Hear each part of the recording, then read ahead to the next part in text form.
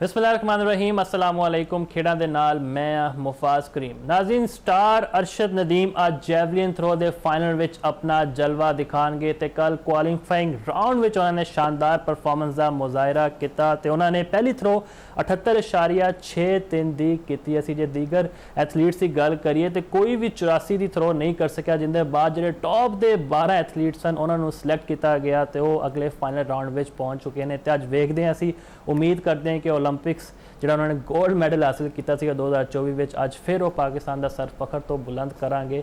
तो नाल सब तो जो कांटेदार मुकाबला साडा होएगा वो भारत के नीरज चोपड़ा के खिलाफ होएगा। नीरज चोपड़ा भी बड़े ज़बरदस्त फॉर्म में है तो कितने ना कितने डर मौजूद है, क्या ना होए कि वो साढ़े को अगे निकल जाए, लेकिन सानू साढ़े खिलाड़ी उत्ते जो है ना मुकम्मल एतमाद है। ऐसी है स्टार एथलीट्स की गल तो की है, लेकिन दूजे पासे अच्छी खुशखबरी हॉकी तो भी आ रही है। पाकिस्तान ने अपने पहले मैच में कोरिया 3-1 तो आउट क्लास करता है तो फातिहाना आगाज़ किया 4 मैचों की सीरीज़ में। मोहम्मद सुफियान ने 1 गोल तो नाल उन्होंने साथ निभाया अबू बकर ने। तो वेखते हैं जी अगले मैच में टीम की करती है। सब तो पहले तो अरशद नदीम की गल करते हैं जी, बड़ा बड़ा लम्हा है पाकिस्तान वास्ते। असी खसूसी तौर पर दावत भी दी है डॉक्टर असद अब्बास शाह साहब को, स्पोर्ट्स फिजिशियन ने तो POA के सैक्रटरी ने। बहुत बहुत शुक्रिया डॉक्टर साहब थोड़े वक्त का। की लगता है थानू की होने जा रहा है, मतलब अरशद नदीम नाल बड़ी उम्मीदें असी बन ली हैं तो यह बतौर एक फैन कितने ना कितने सवाल साढ़े जेहन में आता है कि आया वो मुकम्मल तौर पर फिट है या नहीं, क्योंकि उन्होंने 78 की थ्रो की है अपने पहले राउंड में। अज घट तो घट वो 84-85 तक पहुँच जाएंगे। सर जी गल है वे कि अरशद नदीम जो ना जी ओदी जी इस वे कंडीशन है कि इंजरी तो कोई नहीं जी, अल्लाह का फजल है, कोई इंजरी नहीं। क्योंकि मैं याद है मैं ओलंपिक जो टोक्यो ओलंपिक सी उदो नाल सा, उदो इसकी कोहनी का प्रॉब्लम सी और जिसले कॉमनवेल्थ ली फाइट किया उदो भी मैं नाल ही सी, उदो यदि कोहनी ते गोडे दोवां दा मसला सी जी। उस इंजरी के बावजूद इन्हें बहुत अच्छी परफॉर्मेंस दी सी जी। हूँ इस वे जो फिटनेस लैवल है वो थोड़ा जहा देखिए जी गल है कि फिटनेस लैवल एक तो प्लेयर को आप पता होंगे कि मैं किस लैवल से है, दूसरा इमीजिएट जो कोच है ने वो भी अंदाजा कर लेंगे ने कि साडा प्लेयर कितना फिट है।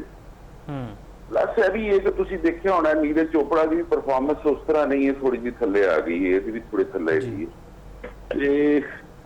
मेरा ख्याल है क्योंकि कोई थ्रो छुट्टी है ने और पहली थ्रो जी है बहुत ज्यादा प्लेयर जोर नहीं लाते और कोशिश है करते रहे कि किसी तरह क्वालीफाई कर जाइए।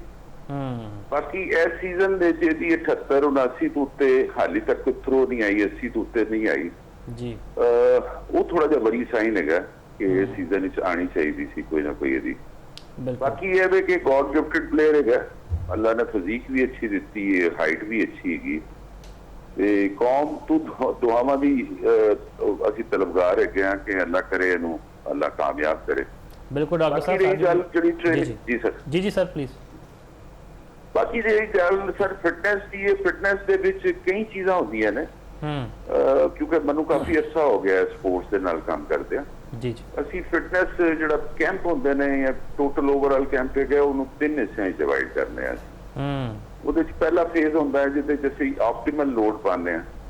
ਸੈਕੰਡ ਫੇਜ਼ ਵਿੱਚ ਅਸੀਂ ਓਵਰਲੋਡ ਕਰਨਾ ਹੈ ਪਲੇਅਰ ਨੂੰ ਫਿਜ਼ੀਕਲੀ, ਉਹਦੀ ਐਕਟੀਵਿਟੀਜ਼ ਜਿਹੜੀ ਫਿਜ਼ੀਕਲ ਐਕਟੀਵਿਟੀਜ਼ ਨੇ, ਐਕਸਰਸਾਈਜ਼ਸ ਨੇ ਜੀ, ਉਹਦੀ ਜਿਮ ਟ੍ਰੇਨਿੰਗ ਹੈ, ਉਹਦੇ ਮੈਕਸਿਮਮ ਲੋਡ ਪਾਈਦਾ।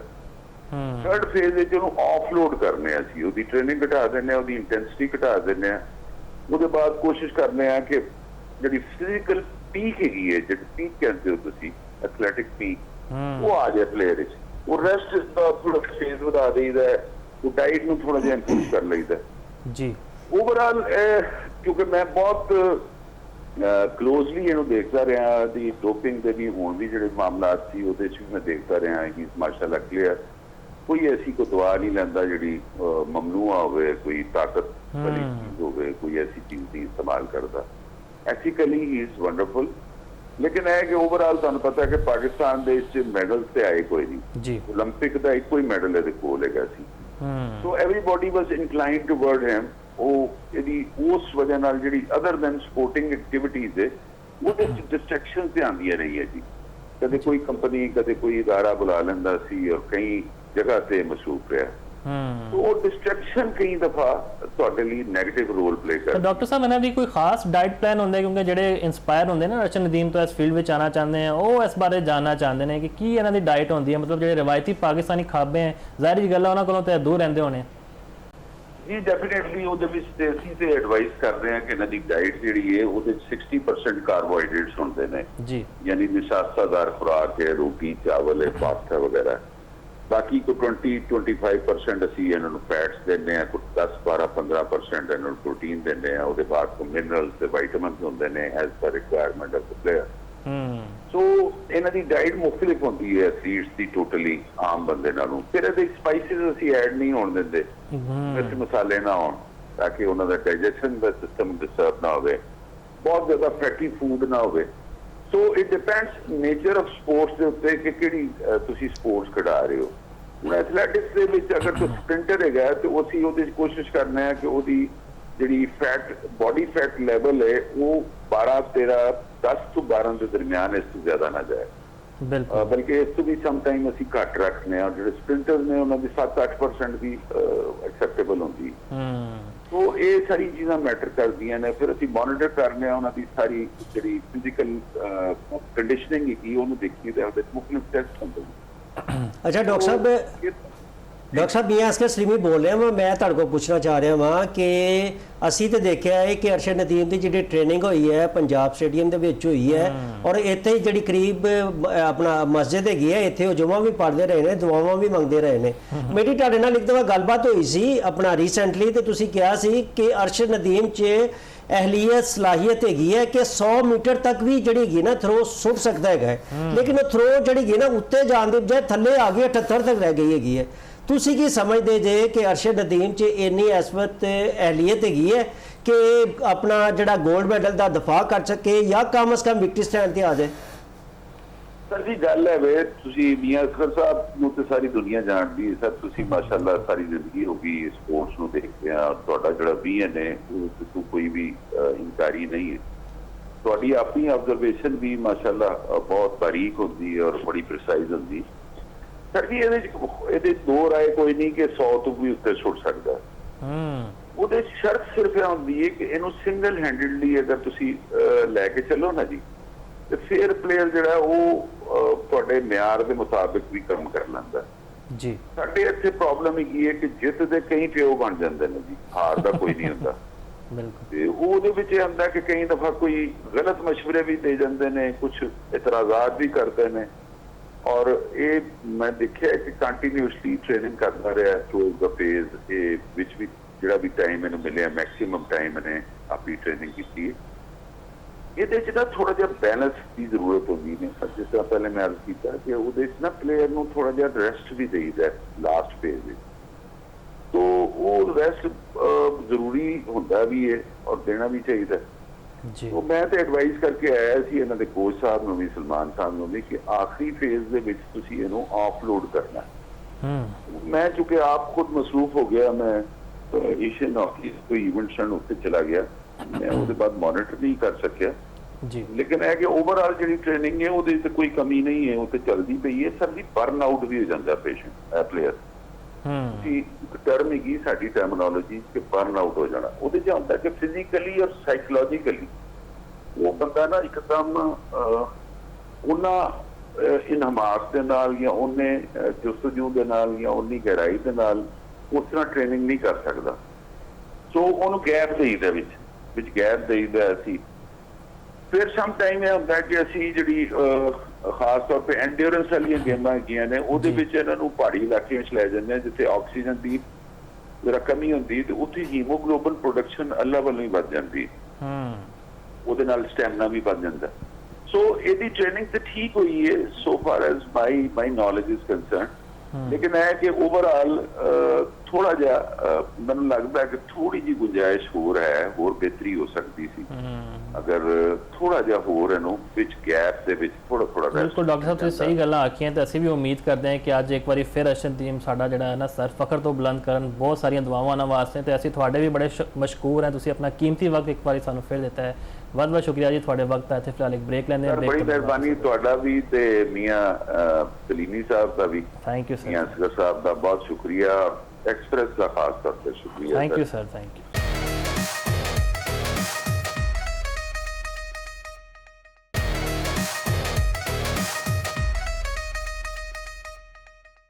ब्रेक तो बाद खुश आमदीद जी। अरशद नदीम का बड़ा वड्डा इम्तिहान है, असीं भी उम्मीद करते हैं एक बार फिर वो मैडल अपने नाम करन। मियाँ साहब थानू की लगता जे असीं डॉक्टर असद अब्बास शाह साहब नाल गल करते पे सी, वो तो बड़े पुर उम्मीद दिखाई देंदे ने कि हो सकता है कि अज नवे नवे क्रॉस कर जान अरशद नदीम। थानू की लगता है? वैसे मैनूं नीरज चोपड़ा भी लगता है कि सानूं टफ टाइम दे सकते। देख हुणे साडी जिहड़ी गलबात डॉक्टर असद अब्बास साहब नाल होई है, उन्होंने मैं समझदा कि समंदर नूं, दरिया नूं नहीं बल्कि समंदर नूं कूजे 'च बंद कर दिता है। वो तमाम तर उन्होंने चीज़ां दसियां हैगियां ने कि किस तरीके नाल हो सकता है। और जिथों तक तुहानूं पता है कि अरशद नदीम इस वक्त दफाई चैंपियन भी है। पिछली दफा इन्होंने 90 मीटर जिहड़ा गा ना नेज़ा सुट के जिहड़ा गा ना पाकिस्तान का जिहड़ा सारे फखर नाल बुलंद कीता सी, सब्ज़ हलाली परचम लहराया हैगा सी। और उसदे बाद फिर तुहानूं ये भी याद होएगा कि पैरिस ओलंपिक्स के विच भी इन्होंने एक बड़ी वड्डी तारीख रकम की हैगी सी। 92.97 मीटर ते जाके इन्होंने सुटिया हैगा सी। और उसदे बाद जिहड़ा गा ना पूरी कौम दे हीरो बन गए सी। और जो लाहौर एयरपोर्ट आए सी तो बड़ा इकबालाना इस्तकबाल होया सी। तो मैं समझदा वां कि बड़ी इन्होंने तारीख रकम की है। और एक उस तो भी वड्डी तारीख रकम करन वास्ते जिहड़े गए ने और पाकिस्तान का नाम रोशन करन वास्ते जिहड़े गए ने इस वक्त अरशद नदीम मौजूद है ने कामनवेल्थ गेम्स दे विच। तो हाल ही हुण एक सब तो ज़्यादा सवाल हो रहा है कि तुसीं भी हो रहा है, जिन्ने भी स्पोर्ट्स लवर है ने अरशद नदीम के जिहड़े अपना फैन है ने पूछ रहे हैं कि इन्हां दी जिहड़ी थ्रो है अगे जाने की बजाय पिछे क्यों आ रही है। और स्पैशली जिस तरह तुसीं प्रोग्राम के आगाज़ दे विच जिक्र किया हैगा सी कि बई कॉमनवेल्थ गेम्स दे विच हद जिहड़ी मुकर्रर की गई सी 84 हैगी सी। और किन्ने यानी कि 20 एथलीट सी और उन्होंने विचों अपना एक भी बंदा जिहड़ा श्रीलंकन जिहड़ा प्लेयर हैगा सी उहदी 82 ते गई है, बाकी जिहड़े गए ने इन्हां दी 78 ते गई है और 7वें नंबर ते आए ने। नीरज चोपड़ा जो इन्हां दे मुकाबला अपना अरशद नदीम दा और नीरज चोपड़ा दा हुंदा है वो 5वें नंबर ते गए सी। अच्छा इहदे विच मैं समझदा वां कि बिल्कुल वैसे देखा जाए ना तो बिल्कुल परफॉर्मेंस बिल्कुल थल्ले नज़र आ रही है। स्विट्जरलैंड दे विच भी बड़ी मायूस कुन और पहले ही राउंड दे विच बाहर हो गए सी। लेकिन जितों तक कामनवेल्थ गेम्स जी है ना मेरी असैसमेंट है मेरी राय हैगी है तमाम चूंकि वड्डी गेम है गली महल्ले की या सूबे की गेम की या मुल्क की गेम तो है नहीं। इत्थे हर प्लेयर दूसरे प्लेयर को चकमा देने की कोशिश करता है जी। अरशद नदीम ने भी मेरा ख्याल है कि चूंकि फाइनल वास्ते हर प्लेयर की कोशिश होती है कि असी फाइनल के जोर लाइए। अच्छा अगर ये ना हो कि क्वालीफाइंग राउंड के तुसी इन्ना जोर ला दिए कि फिटनेस मसाइल का शिकार हो जाओ। अगर फिटनेस मसाइल का शिकार नहीं भी होंगे तो ताड़ी जिहड़ी ना प्लैनिंग और ताड़ी जिहड़ी स्ट्रैटजी हैगी है वो दूसरे जिहड़े गए ने प्लेयर ने और उन्होंने नाल जिहड़ी टीम मैनेजमेंट और थिंक टैंक है वो जिहड़ा कहने फड़ लेंदे गए ने। मेरा ख्याल है कि अगर अरशद नदीम की है पॉलिसी है तो मेरा ख्याल है कि बिल्कुल ये ठीक है। जितों तक मैं सवाल भी डॉक्टर साहब ने किया है कि पंजाब स्टेडियम के विच इन्होंने ट्रेनिंग भी अच्छे तरीके नाल की और सब तो वड्डी गल है जो बंदा एक मेहनत करता है ना मेहनत के बाद जिहड़ा गाना नतीजा अल्लाह ताला ते छड़ देना चाहिए। तो इत्थे आके नमाज़ां भी पढ़ते रहे ने अल्लाह ताला को गिड़गड़ा के दुआ भी मंगते रहे ने। तो मेरा ख्याल है कि सानू उम्मीद रखनी चाहिए है कि अरशद नदीम जिहड़ा गाए अच्छी परफॉर्मेंस का देंगे मुजाहरा करेंगे। ना सिर्फ अच्छी परफॉर्मेंस बल्कि मैं समझना वा कि इन्हों अपना जो गोल्ड मैडल का जोड़ा और उन्होंने जो टाइटल है उनके दिफा करना चाहिए। तो मेरा ख्याल है कि इन्हों अपना जोड़ा गाना हौसले बुलंद रखने चाहिए ने। उत्थे इन्हों के नाल जिहड़े कोच है सलमान भट्ट उन्होंने जिहड़ी ना सोच और अप्रोच से मैंने थोड़ी जी एप्रीहेंशन हैगी है। हाँ ਹੁਣ तक जिन्ने भी मैडल आए ने जिस तरह से डॉक्टर असद अब्बास साहब जिहड़े गए ने इन्हां दे नाल हमेशा रहे ने चाहे वो टोक्यो कॉमनवेल्थ गेम्स हैगी है चाहे पैरिस ओलंपिक्स हैगी है। मैनूं अच्छी तरह याद है कि 2-3 दिन पहले जिहड़ा गाना अरशद नदीम ने अपना खुद ही डॉक्टर साहब ने कहना कि डॉक्टर साहब यह जिहड़ा मेरा बाजू है ना प्रॉपर काम नहीं कर रहा है बड़े मसले मसाइल ने। और फिर जिहड़ा डॉक्टर साहब ने जिस तरीके नाल एक्सरसाइजां करवाइयां और ट्रेनिंग करवाई उनके बाद जिहड़ा गाना अल्लाह ताला ने करम किया और जिहड़ा गाना है उन्होंने ऐसी थ्रो सुट्टी जिन्होंने हाली भी असीं याद कर रहे हैं 92.97 मीटर ते जाके थ्रो सुट्टी मुल्क का नाम रोशन किया। 118 साल ओलंपिक्स की तारीख जी है हिला के रख दी। तो मैं समझना अच्छा डॉक्टर साहब ने एक दफ़ा फिर पहले भी जिक्र किया है कि अरशद नदीम के वो है तो अहलियत सलाहियत हैगी है 100 मीटर से भी जाके सुट सकते गए ने। लिहाजा सानू हौसले वड्डे रखने चाहिए ने वड्डे प्लेयर के नाल पूरी कौम को खड़े हो जाना चाहिए है मुकम्मल तौर पर सपोर्ट करनी चाहिए। 12:15 बजे ਟੀਵੀਆਂ ਦੇ ਸਾਹਮਣੇ ਬਹਿ ਜਾਣਾ ਚਾਹੀਦਾ ਹੈ ਤੇ ਨਾਲ ਜਿਹੜਾ ਗਾਣਾ ਅਰਸ਼ਦ ਨਦੀਮ ਦੀ ਗੇਮ ਵੇਖਣੀ ਚਾਹੀਦੀ ਹੈ, ਉਹਦੇ ਵਾਸਤੇ ਦੁਆ ਵੀ ਕਰਨੀ ਚਾਹੀਦੀ ਹੈ ਔਰ ਅੱਗੇ ਜਿੱਥੇ ਤੇ ਭਰਪੂਰ ਤਰੀਕੇ ਨਾਲ ਸੈਲੀਬ੍ਰੇਟ ਵੀ ਕਰਨਾ ਚਾਹੀਦਾ ਹੈ। ਬਿਲਕੁਲ ਜੀ, 12:30 ਵਜੇ ਤੁਸੀਂ ਸਾਰੇ ਤਿਆਰ ਹੋ ਜਾਓ, ਲੇਕਿਨ 11:30 ਵਜੇ ਵੀ ਇੱਕ ਮੁਕਾਬਲਾ ਹੈ ਤੇ ਪਾਕਿਸਤਾਨ ਦੀ ਬਾਕਸਰ ਫਾਤਮਾ ਜ਼ਾਰਾ ਆਪਣਾ ਮੁਕਾਬਲਾ ਕਰਨਗੀ ਜੀ ਕੈਨੇਡਾ ਦੀ ਇੱਕ ਬਾਕਸਰ ਦੇ ਖਿਲਾਫ। ਉਹ ਵੀ ਸੈਮੀਫਾਈਨਲ ਵਿੱਚ ਤੇ ਪਾਕਿਸਤਾਨ ਦਾ ਪਹਿਲਾ ਮੈਡਲ ਵੀ ਕਨਫਰਮ ਹੋ ਚੁੱਕਿਆ ਹੈ। ਵੀ ਤੁਹਾਨੂੰ ਅੱਛੀ ਖੁਸ਼ਖਬਰੀ ਸੁਣਾ ਰਹੇ ਹਾਂ। ਬਹਿਰਹਾਲ ਮੀਆਂ ਸਾਹਿਬ, ਜਰਾ ਹਾਕੀ ਦੀ ਗੱਲ ਕਰਦੇ ਹਾਂ ਜੀ। ਪਹਿਲਾ ਮੈਚ ਕੱਲ ਕੋਰੀਆ ਦੇ ਖਿਲਾਫ ਖੇਡਿਆ ਗਿਆ ਤੇ ਪਾਕਿਸਤਾਨ ਨੇ 3-1 ਤੋਂ ਜ਼ਬਰਦਸਤ ਫਤਹ ਹਾਸਿਲ ਕੀਤੀ ਹੈ। ਖਾਸ ਤੌਰ ਤੇ ਅਸੀਂ ਸੁਫਿਆਨ ਦੀ ਗੱਲ ਕਰੀ, ਉਹਨਾਂ ਨੇ 2 ਤੇ ਅਬੂ ਬਕਰ ਨੇ 1 ਗੋਲ ਕੀਤਾ ਹੈ ਤੇ ਅਸੀਂ ਉਹਨੂੰ ਉਮੀਦ ਰੱਖੀਏ ਕਿ ਕੋਈ ਉਮੀਦ ਦੀ ਕਿਰਨ ਵਾਪਸ ਆ ਰਹੀ ਹੈ, ਪਾਕਿਸਤਾਨ ਕੋਈ ਬਿਹਤਰੀ ਤਰਫ ਜਾ ਸਕਦਾ ਹੈ ਹਾਕੀ ਵਿੱਚ। ਅੱਗੇ ਵਰਲਡ ਕੱਪ ਦਾ ਵੀ ਵੱਡਾ ਚੈਲੰਜ ਹੈਗਾ। ਮੁਫਾਜ਼ ਸਾਹਿਬ, ਸਭ ਤੋਂ ਵੱਡੀ ਗੱਲ ਹੈ ਜਿਹੜੀ ਹੈ ਨਾ ਹਰਕਤ 'ਚ ਹੀ ਬਰਕਤ ਹੈਗੀ ਹੈ। ਠੀਕ ਹੈ, ਜਿਹੜਾ ਬੰਦਾ ਮੁਸਲਸਲ ਮਿਹਨਤ ਕਰਦਾ ਹੈ ਨਾ, ਉਹ ਚਾਹੇ ਪਾਕਿਸਤਾਨ ਹਾਕੀ ਫੈਡਰੇਸ਼ਨ ਹੈ, ਚਾਹੇ ਪਾਕਿਸਤਾਨ ਹਾਕੀ ਟੀਮ ਹੈਗੀ ਹੈ, ਤੇ ਮੇਰਾ ਖਿਆਲ ਹੈ ਕਿ ਅੱਲਾਹ ਤਾਲਾ ਇੱਕ ਸਕ੍ਰਿਪਟ, ਮੈਂ ਤੁਹਾਨੂੰ ਮੁਫਾਜ਼ ਸਾਹਿਬ ਦੱਸ ਦਿਆਂ, ਇੱਕ ਸਕ੍ਰਿਪਟ ਬੰਦਾ ਆਪਣੇ ਵਾਸਤੇ ਲਿਖਦਾ ਹੈਗਾ। ਇੱਕ ਸਕ੍ਰਿਪਟ ਜਿਹੜਾ ਹੈਗਾ ਨਾ ਅੱਲਾਹ ਤਾਲਾ ਆਪਣੇ ਬੰਦੇ ਵਾਸਤੇ ਲਿਖਦਾ ਹੈਗਾ, ਲੇਕਿਨ ਜਿਹੜੀ ਸਕ੍ਰਿਪਟ ਅੱਲਾਹ ਤਾਲਾ ਆਪਣੇ ਬੰਦੇ ਵਾਸਤੇ ਲਿਖਦਾ ਹੈ ਉਹੀ ਸਭ ਤੋਂ ਵੱਡੀ ਸਕ੍ਰਿਪਟ ਹੁੰਦੀ ਹੈ, ਉਹੀ ਵੱਡਾ। ਇਸ ਲਈ ਮੈਂ ਸਮਝਦਾ ਵਾਂ ਕਿ ਹਰ ਬੰਦੇ ਨੂੰ ਮਿਹਨਤ ਕਰਨੀ ਚਾਹੀਦੀ ਹੈ, ਮਿਹਨਤ ਕਰਕੇ ਨਤੀਜਾ ਜਿਹੜਾ ਹੈਗਾ ਨਾ ਅੱਲਾਹ ਤਾਲਾ ਤੇ ਛੱਡ ਦੇਣਾ ਚਾਹੀਦਾ ਹੈਗਾ। ਮੁਹੀਉਦੀਨ ਵਾਨੀ ਸਾਹਿਬ ਸਿੱਧਕੇ ਦਿਲ ਦੇ ਨਾਲ ਮਿਹਨਤ ਕਰ ਰਹੇ ਨੇ ਔਰ ਮੈਂ ਸਮਝਦਾ ਹਾਂ ਕਿ ਬਿਲਕੁਲ ਉਹਨਾਂ ਨੂੰ ਇੱਕ ਕ੍ਰੈਡਿਟ ਦੇਣਾ ਚਾਹੀਦਾ ਕਿ 20 ਸਾਲ ਬਾਅਦ ਉਹਨਾਂ ਨੇ ਇੱਕ ਇੰਟਰਨੈਸ਼ਨਲ ਟੀਮ ਹੈ, ਕੋਰੀਆ ਦੀ ਟੀਮ ਜਿਹੜੀ ਗਿਆ ਉਹ ਪਾਕਿਸਤਾਨ ਦੇ ਵਿੱਚ ਆਈ। ਔਰ ਸਭ ਤੋਂ ਵੱਡੀ ਜਿਹੜੀ ਗੱਲ ਹੈ, ਅੱਛਾ ਉਹਨਾਂ ਨੇ ਇੱਕ ਐਕਸਪੈਰੀਮੈਂਟ ਵੀ ਕੀਤਾ ਹੈ। ਅਮਾਦ ਵਸੀਮ ਬੱਟ, ਤੁਹਾਨੂੰ ਪਤਾ ਹੈ ਕਿ ਬੜੇ ਅਰਸੇ ਤੋਂ ਪਾਕਿਸਤਾਨ ਟੀਮ ਦੇ ਕਪਤਾਨ ਲੱਗੇ ਆ ਰਹੇ ਹੈਗੇ ਸੀ, ਉਹਨਾਂ ਨੂੰ ਹਟਾਣਾ ਬੜਾ ਵੱਡਾ ਫੈਸਲਾ ਹੋ ਸਕਦਾ ਹੈਗਾ ਸੀ, ਲੇਕਿਨ ਉਹਨਾਂ ਨੇ ਹਟਾ ਕੇ ਇੱਕ ਨਵੇਂ ਮੁੰਡੇ ਨੂੰ ਚਾਂਸ ਦਿੱਤਾ, ਅਬੂ ਬਕਰ ਨੂੰ। ਔਰ ਤੁਸੀਂ ਦੇਖੋ ਕੱਲ ਸੁਫਿਆਨ ਨੇ ਵੀ ਗੋਲ ਕੀਤੇ ਨੇ ਔਰ ਅਬੂ ਬਕਰ ਨੇ ਭਰਪੂਰ ਤਰੀਕੇ ਨਾਲ। ਮੈਂ ਮੁਫਾਜ਼ ਸਾਹਿਬ ਹਮੇਸ਼ਾ ਕਹਿਣਾ ਹੁੰਦਾ ਵਾਂ ਕਿ ਟੀਮ ਹਮੇਸ਼ਾ ਉਹੀ ਜਿੱਤਦੀ ਹੈ ਜਾਂ ਉਹਦਾ ਮੁਰਾਲ ਹਾਈ ਹੁੰਦਾ ਹੈ ਜੇ ਟੀਮ ਦਾ ਜਿਹੜਾ ਕਪਤਾਨ ਹੈ ਨਾ ਉਹ ਮੈਦਾਨ ਦੇ ਵਿੱਚ ਐਕਸ਼ਨ ਦੇ ਵਿੱਚ ਹੁੰਦਾ ਹੈ, ਨਜ਼ਰ ਆਂਦਾ ਹੋਵੇ। ਕੱਲ ਦੇ ਮੈਚ ਦੇ ਵਿੱਚ ਵੀ ਅਬੂ ਬਕਰ ਯੰਗ ਹੋਣ ਦੇ ਬਾਵਜੂਦ ਵੀ ਉਹਨੇ ਇੰਜ ਲੱਗ ਰਿਹਾ ਸੀ ਉਹ ਬੜਾ ਸੀਜ਼ਨ ਕਪਤਾਨ ਹੈਗਾ। ਤੇ ਮੇਰਾ ਖਿਆਲ ਹੈ ਕਿ ਸਭ ਤੋਂ ਵੱਡੀ ਗੱਲ ਹੈਗੀ ਉਹਨੇ ਗੋਲ ਵੀ ਕੀਤਾ ਹੈਗਾ ਔਰ ਸੁਫਿਆਨ ਕੋਲ ਵੀ ਗੋਲ ਕਰਵਾਏ ਨੇ। ਔਰ ਜਦੋਂ ਅਸੀਂ ਲੀਡ ਲੈ ਲਈ ਹੈ ਕੋਰੀਆ ਕੋਲੋਂ, ਉਹਦੇ ਬਾਅਦ ਜਿਹੜੀ ਸਾਡੀ ਦਫਾਈ ਪਲੈਨਿੰਗ ਹੈਗੀ ਸੀ, ਮੇਰਾ ਖਿਆਲ ਹੈ ਕਿ ਉਹਦੀ ਵੀ ਤਾਰੀਫ ਬਣਦੀ ਹੈਗੀ ਹੈ। ਅਗਰ ਮੇਰਾ ਖਿਆਲ ਹੈ ਕਿ ਇਸ ਤਰੀਕੇ ਨਾਲ ਸਿਲਸਿਲਾ ਚੱਲਦਾ ਰਹੇ ਤੇ ਇਨਸ਼ਾਅੱਲਾ ਜਿਹੜਾ ਗਾਇਨਾ ਅੱਗੇ ਵਰਲਡ ਕੱਪ ਵੀ ਆ ਰਿਹਾ ਤੇ ਸਾਨੂੰ ਅੱਛੇ ਦੀ ਉਮੀਦ ਰੱਖਣੀ ਚਾਹੀਦੀ ਹੈ। ਸਭ ਤੋਂ ਖੁਸ਼ਖਬਰੀ ਇਹੋ ਹੀ ਹੈਗੀ ਹੈ ਕਿ ਸਾਡੇ ਜਿਹੜੇ ਸੂਨੇ ਹਾਕੀ ਦੇ ਗਰਾਊਂਡ ਹੈਗੇ ਸੀ ਉਹ ਆਬਾਦ ਹੋ ਗਏ ਨੇ ਔਰ ਜਿਹੜਾ ਗਾਇਨਾ ਕੱਲ ਵੀ ਅਸੀਂ ਵੇਖਿਆ ਬੜੀ ਤਾਦਾਦ ਵਿੱਚ ਆਵਾਮ ਵੇਖਣ ਆਈ ਸੀ ਮੈਚ। ਹਾਕੀ ਜਿਹੜੇ ਲਵਰਸ ਨੇ ਨਾ ਉਹ ਦੁਬਾਰਾ ਐਕਸ਼ਨ ਵਿੱਚ ਆ ਗਏ ਨੇ। ਤੇ ਇਮਾਦ ਬੱਟ ਦੀ ਤੁਸੀਂ ਗੱਲ ਕਰਦੇ ਪਏ ਸਲੀਮੀ ਸਾਹਿਬ, ਕੁਝ ਜਿਹੜੇ ਹਲਕੇ ਉਹਨਾਂ ਵਿੱਚ ਤਸ਼ਵੀਸ਼ ਪਾਈ ਜਾਂਦੀ ਹੈ ਕਿ ਯਾਰ 8 ਸਾਲ ਬਾਅਦ ਅਸੀਂ ਉਹਨਾਂ ਦੀ ਕਿਆਦਤ ਵਿੱਚ ਵਰਲਡ ਕੱਪ ਲਈ ਕੁਆਲੀਫਾਈ ਕੀਤਾ ਹੈ। ਚੰਗਾ ਨਾ ਹੁੰਦਾ ਉਹਨਾਂ ਨੂੰ ਮਜ਼ੀਦ ਮੌਕਾ ਮਿਲ ਜਾਂਦਾ ਕਿਉਂਕਿ ਅਬੂ ਬਕਰ ਅਜੇ ਨਏ ਨੇ, ਮਜ਼ੀਦ ਤਜਰਬਾ ਵੀ ਹਾਸਿਲ ਕਰਨਗੇ। ਤੇ ਇਮਾਦ ਬੱਟ ਨੇ ਵੈਸੇ ਕੱਲ ਇੱਕ ਪੋਸਟ ਵੀ ਕੀਤੀ ਹੈ ਕਿ ਅੱਜ ਮੇਰੇ ਵਾਸਤੇ ਬੜੇ ਫਖਰ ਦੀ ਗੱਲ ਹੈ ਕਿ ਮੈਂ ਹਾਕੀ ਟੀਮ ਦੀ ਕਿਆਦਤ ਕੀਤੀ ਹੈ। ਜਿਹੜੇ ਫੈਨਸ ਨੇ ਉਹ ਭਰਪੂਰ ਯਕਜਹਿਤੀ ਕਰਦੇ ਪਏ ਉਹਨਾਂ ਨਾਲ। ਅੱਛਾ ਮੁਫਾਜ਼ ਸਾਹਿਬ, ਮੈਂ ਤੁਹਾਨੂੰ ਇੱਕ ਚੀਜ਼ ਦੱਸਾਂ, ਅਮਾਦ ਵਸੀਮ ਬੱਟ ਨੂੰ ਮੈਂ ਬੜੀ ਅੱਛੀ ਤਰ੍ਹਾਂ ਜਾਣਦਾ ਹੈਗਾ। ਠੀਕ ਹੈ, ਉਹਦੇ ਚ ਲੀਡਰਸ਼ਿਪ ਕੁਆਲਿਟੀਜ਼ ਬਹੁਤ ਜ਼ਿਆਦਾ ਹੈਗੀਆਂ ਨੇ ਔਰ ਸਭ ਤੋਂ ਵੱਡੀ ਜਿਹੜੀ ਗੱਲ ਹੈ ਉਹ ਹਾਸਦ ਨਹੀਂ ਹੈਗਾ, ਉਹ ਕਿਸੇ ਦੀ ਕਾਮਯਾਬੀ ਤੇ ਵੀ ਖੁਸ਼ ਹੋਣ ਵਾਲਾ ਹੈਗਾ। ਔਰ ਅਬੂ ਬਕਰ ਦੀ ਤੇ ਅਮਾਦ ਵਸੀਮ ਬੱਟ ਦੀ ਜਿਹੜੀ ਹੈਗੀ ਨਾ ਦੋਸਤੀ ਵੀ ਬਹੁਤ ਜ਼ਿਆਦਾ ਹੈਗੀ ਤੇ ਠੀਕ ਹੈ। ਹੁਣ ਟੀਮ ਦੇ ਵਿੱਚ ਅਮਾਦ ਵਸੀਮ ਬੱਟ ਇਸ ਵਾਰ ਟੀਮ ਦਾ ਵੀ ਹਿੱਸਾ ਹੈਗਾ। ਅਗਰ ਕਿਸੇ ਜਾ ਕੇ ਜਿਹੜਾ ਗਾਏ ਨਾ ਅਗਰ ਕੋਈ ਸਮਝਦਾ ਕਿ ਅਬੂ ਬਕਰ ਥੋੜੀ ਜਿਹੀ ਮਿਸਟੇਕ ਕਰ ਰਿਹਾ, ਗਲਤੀਆਂ ਕਰ ਰਿਹਾ, ਤਾਂ ਮੇਰਾ ਖਿਆਲ ਹੈ ਬਤੌਰ ਸੀਨੀਅਰ ਪਲੇਅਰ ਔਰ ਸਾਬਕ ਕਪਤਾਨ ਹੋਣ ਦੇ ਬਾਵਜੂਦ ਜਿਹੜਾ ਹੈਗਾ ਹਸੀਅਤ ਦੇ ਨਾਲ ਜਿਹੜਾ ਹੈਗਾ ਉਹ ਅਬੂ ਬਕਰ ਨੂੰ ਗਾਈਡ ਵੀ ਕਰ ਸਕਦਾ ਹੈਗਾ ਔਰ ਕੱਲ ਦੇ ਮੈਚ ਦੇ ਵਿੱਚ ਵੀ ਨਜ਼ਰ ਆਇਆ ਹੈਗਾ। ਤੇ ਮੇਰਾ ਖਿਆਲ ਹੈ ਕਿ ਇਹੋ ਹੀ ਇੱਕ ਟੀਮ ਵਰਕ ਹੁੰਦਾ ਹੈ ਜਿਹੜੀ ਹੁੰਦੀ ਹੈ ਨਾ ਆਪਣਾ ਇਨਫਰਾਦੀ ਗੇਮ ਤੇ ਹੈਗੀ ਨਹੀਂ ਹੈ, ਟੀਮ ਵਰਕ ਹੈਗੀ ਹੈ।